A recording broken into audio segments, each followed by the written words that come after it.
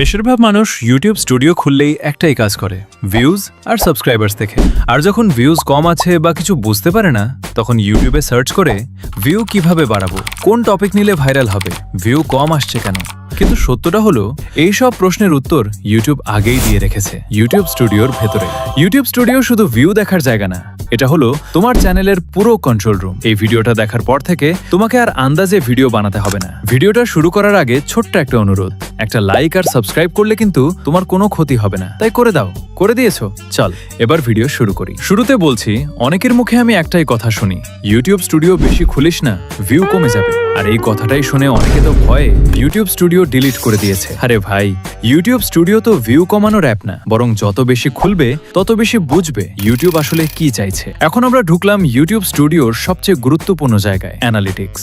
এই জায়গাটাকে আমি বলি ইউটিউবের রিপোর্ট কার্ড। এটাতে ক্লিক করলে এখানে সবার উপরে দেখতে পাবে ওভারভিউ। প্রথমে এটা এক্সপ্লেন করি। এখানে তুমি দেখতে পাবে বর্তমান ভিউজ, ওয়াচ টাইম আর সাবস্ক্রাইবার। একটু নিচে গেলে দেখতে পাবে টপ কন্টেন্ট, মানে তোমার কোন কোন ভিডিওটিও এখানে বেশি ভিউজ পেয়েছে এটা দেখাবে।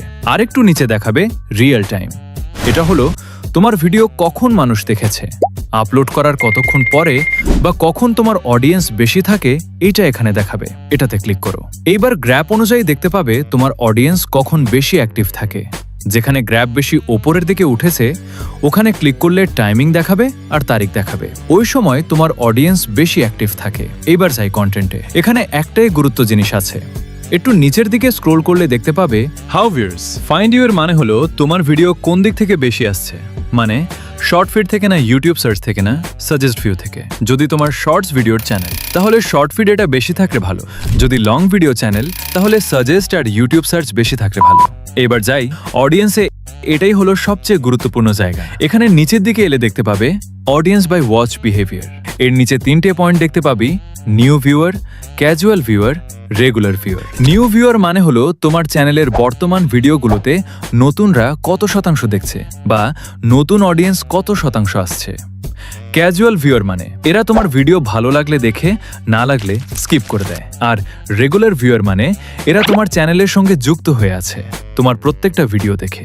এবার আর একটু স্ক্রোল করলে ডিভাইস টাইপ দেখতে পাবে। এটা হলো তোমার ভিউজ কোন ডিভাইস থেকে বেশি আসছে। বেশিরভাগ মোবাইল দেখাবে, তারপর টিভি, কম্পিউটার, ট্যাবলেট এইসব দেখাবে। এবার আর একটু স্ক্রোল করলে দেখতে পাবে এজ। এটা হলো তোমার ভিউয়ার কত থেকে কত বয়সের। এটা কোনো গুরুত্ব না, এটা বেশিরভাগ দেখাবে 18 থেকে 24 বা 25 থেকে 28। আর একটু নিচের দিকে গেলে দেখতে পাবে জেন্ডার, মানে তোমার ভিডিও মেয়েরা বেশি দেখছে না ছেলেরা। এর নিচের দিকে দেখতে পাবে জিওগ্রাফি, মানে তোমার ভিউয়ার কোনখান থেকে দেখছে, বাংলাদেশ, ইন্ডিয়া, ইউনাইটেড স্টেট। যেরকম তোমার ভিডিওর ক্যাটাগরি থাকবে, সেই জায়গা অনুযায়ী তোমার দর্শক হবে। ধরো তোমার ভিডিও ইংলিশে, তাহলে ইউনাইটেড স্টেট এখানে বেশি দেখাবে। আর নিচে থাকবে ল্যাঙ্গুয়েজ, তোমার ভিডিও কোন ভাষায়। এইবার নিচে দেখতে পাবে একটা গুরুত্বপূর্ণ জিনিস, সাবস্ক্রাইবার। নট সাবস্ক্রাইবারের শতাংশ সবকলেরই প্রায় বেশি থাকে। এখান থেকেই বুঝতে পারবে তোমার ভিউয়ার ভিডিও দেখার পর কত শতাংশ সাবস্ক্রাইব করছে আর কত শতাংশ করছে না। এখানে আর কিছুই জানার নেই। এইবার যাই ট্রেন্ডস, এইখান থেকেই আইডিয়া পাবো। এখানে গিয়ে নিচের দিকে দেখতে পাবে অনেকগুলো ভিডিও আছে। এর উপরে রিসেন্ট ভিডিওতে ক্লিক করলে এখানে যতগুলো ভিডিও দেখতে পাবে, এগুলো তোমার চ্যানেলের সঙ্গে সম্পর্কিত। এই টাইপের ভিডিও বানালে ভালো ভিউজ আসার সম্ভাবনা আছে। এবার একটু ব্যাক করে উপরে দেখতে পাবে টপ সার্চ। এটাতে ক্লিক করলে তোমার চ্যানেলে এখানে যতগুলো কিওয়ার্ড থাকবে, এগুলো তোমার ভিউয়ার সার্চ করে। এগুলো নিয়ে ভিডিও বানালে ভিউজ আগের তুলনায় ভালো আসবে, তোমার অডিয়েন্স তখন তোমার সঙ্গে যুক্ত থাকবে। এইবার নিচের দিকে আর্ন অপশনে যাই। এটাতে একটা জিনিস অনেকে বুঝতে পারে না, যে ক্রাইটেরিয়া কত দিনের মধ্যে পূরণ করতে হবে। এখানে একটা ডেট দেখাচ্ছে, এই ডেটে তোমার যে ভিডিওতে ভিউজ আছে সেটাই কাউন্ট হবে।